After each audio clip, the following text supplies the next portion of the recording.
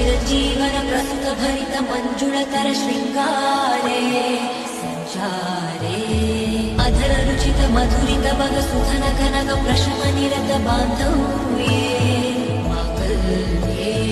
मम तम समद ससक मुख मन सुख सुमन लयन सुसुत सहित नामं विरह रहित नामं आनंद भोगं मा जीवकालं वर्षानुबन्धं